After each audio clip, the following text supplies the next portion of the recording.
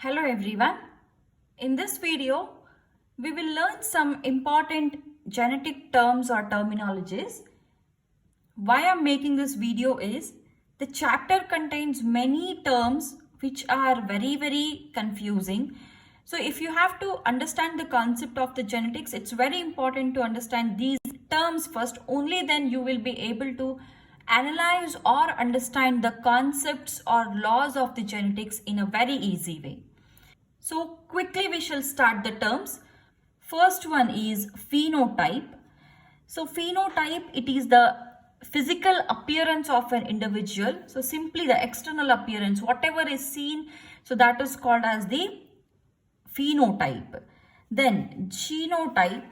Genotype is the genetic composition of an organism, or the complete genetic constitution of an individual can be called as a genotype. So whatever we see externally, external appearance is called as the phenotype, and internal genetic composition is called as the genotype. Then alleles. So alleles, two individual genes in a particular gene pair that occupies same locus or position on the homologous pair of chromosomes is called as the alleles. So in simple terms, what that means is, so if this is a pair of chromosome, then let's imagine, so here there are two genes present on the chromosomes, or these are the homologous chromosomes, a pair of homologous chromosomes. So these two genes which occupy the same locus, locus is nothing but the position. So these two genes which occupy the same locus on the homologous pair of chromosome is called as the alleles. Then character. So in a many times we use this word character in the chapter. So character is the feature of or a characteristic of an individual. So here we have seen this phenotype, isn't it? So phenotype we have studied here. So character is almost like that particular feature which we are seeing in the phenotype is called as the character. Then trait, again an inherited character. For example, the tall and dwarf which we usually study in those crosses, so those are the inherited characters, isn't it? So those inherited characters are called as the traits. Then hybrid, in simple terms, hybrid is a mixture of two organisms which are genetically different. So offsprings which is obtained from a cross between two genetically different parents is called as the hybrid here. Then F1 generation. See, F1 generation is first filial generation. So filial means offspring. Offspring. So you might have already learned the crosses in your school days. So there we have seen when you cross, so first two parents will be there, and then we get one particular generation which we call it as F1 generation, right? So F1 is filial. So first F stands for filial and this one is first. So first filial, okay? See here again I'm repeating this F which we write F1, F2. F stands for filial. Okay, and this one is first, this is filial, this is second, and this is filial. So F1, F2 is first filial and second filial generations. So filial means offspring. So this is first offspring generation, and then when we get the F2 generation, that is the second offspring generation. So F1 is first filial, F2 is second filial generation, and here the individuals normally obtained after self-crossing the individuals of first or F1 generation is called as the F2 generation. The next one is gamete. So gamete, it's a mature reproductive cell which is specialized in the amphimixis. What is amphimixis? Amphimixis is nothing but fusion. So a cell, a mature reproductive cell which is ready for the mating or the reproduction is called as the gamete. So we have seen while writing the cross, we first write the parents, like, isn't it, like tall or dwarf we write it, and then we write the gametes. So these gametes are ready for the fusion, isn't it? So a mature reproductive cell which is ready for the fusion or which is specialized for the fusion is called as a gamete. Then Cross. Cross is mating between two individuals. So we have seen how the cross works, isn't it? And there are different types of crosses. First one is monohybrid cross, wherein we consider only one pair of the contrasting character. This is very, very important, where we consider only one pair of the contrasting characters. Then dihybrid, here we consider two pairs of the contrasting characters, dihybrid. Then back cross and test cross, these are very, very important crosses. See, what happens in the back cross is here. So I'll just explain this now. See, we have parent generation, isn't it? We have parent generation. So there we get, for example, we'll take tall and dwarf only. These are two parents. Now, when we fuse this or when meiosis take place, we get the F1 generation. This is how the cross goes, and then it follows by the F2 generation. So let's speak only about the F1 generation now. So if F1 generation, okay, here we get this heterozygous tall. So F1 generation, if this is crossed with any of the parent, it might be tall or it might be dwarf. If it is crossed with either of the parent or any of the parent, we call it as a back cross. If this heterozygous tall or if F1 generation or F1 individual is crossed with this recessive parent, this is a dominant parent, this is a recessive parent, isn't it? So if the F1 is crossed with the dwarf parent, then we call it as an test cross. If the F1 is crossed with any of the parent, then we call it as a back cross.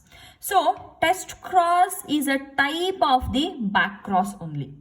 Here actually we can see one more type of cross also, which is called as the list cross. Okay, it is called as list cross. What exactly this list cross means is, see, I have explained that F1 crossed with any of the parent is called as back cross. F1 crossed with the recessive parent is called as the test cross. If F1 is crossed with this dominant parent, okay, if it is crossed with dominant parent, then we call it as the list cross. F1 with dominant parent. Okay, one more type of cross, out cross. Out cross. Out cross is a cross which is made between two completely different parents, or cross made between two genetically different parents. Okay, so types of crosses, how many types of crosses we have seen? We have seen monohybrid cross, dihybrid cross, back cross, test cross, then list cross and out cross, isn't it? Okay, then two more terminologies, homozygous, heterozygous. So again, we had seen these are two chromosomes. So if two identical alleles, that means we have already seen this in the previous example of alleles. So if two alleles are present on the same loci, and if they are controlling the same character or same trait, then such a pair is called as an homozygous pair. And if the alleles which are present on the chromosomes, if they are not controlling the same character, then we call it as an heterozygous pair. So here these are controlling the same character, so it is like T, here it is T and small t. So this is homozygous, this is heterozygous. Okay, so these are few important terminologies which are very much required to understand the concepts of the genetics. So now we will move on to the various experiments which actually Mendel had done. Before going to the experiments, or before starting with the experiments, so let's see which are the 7 contrasting pairs of characters which actually Mendel considered for his experiments. Let's learn these 7 pairs of contrasting characters from your NCERT only. So these are the characters and these are the variants. Okay, every character, see, every character has two variants. Fine. So here the character 1, 2, 3, 4, 5, 6 and 7. So these are the 7 characters, and then these are the variants. These are all the dominant traits or dominant variants, and these are the recessive variants. So first character is seed shape, and the variants are round and wrinkled. Second character is seed color, variants are yellow and green. Third character is flower color, variants are violet and white. Then fourth one is the pod shape, variants are full and constricted. And then fifth one is pod color, the variants are green and yellow. Sixth one is flower position, the variants are exile and terminal. And the seventh one is the stem height, and the variants are tall and dwarf. Okay, so these are the 7 pairs of contrasting characters which were considered by Mendel for his experiments.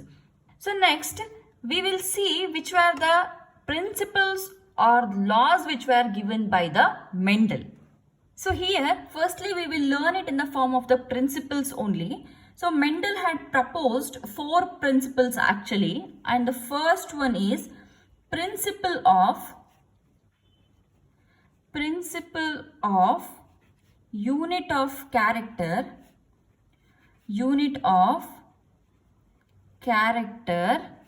or paired factors So what this says actually, or what this explains is, see, every character, okay, every single character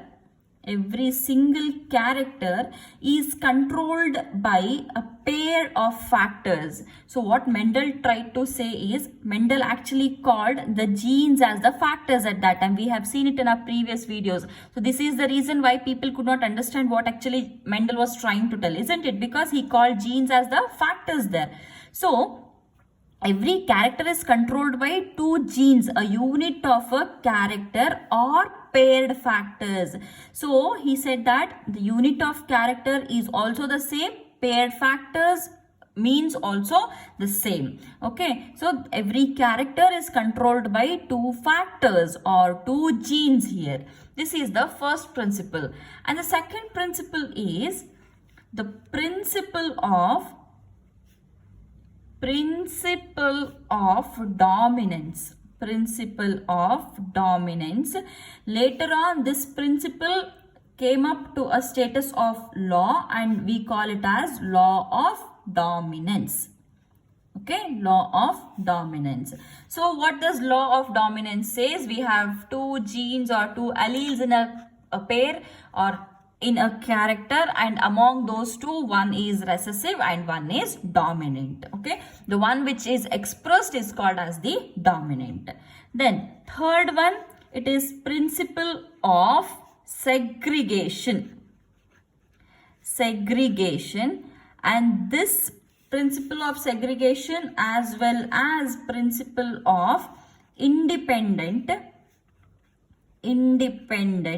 assortment. So these 2 were also raised to the status of the law. Okay, along with the law of dominance, so these 2 were also raised to the status of law. That is why we call the principle of segregation as law of segregation and principle of independent assortment as law of independent assortment.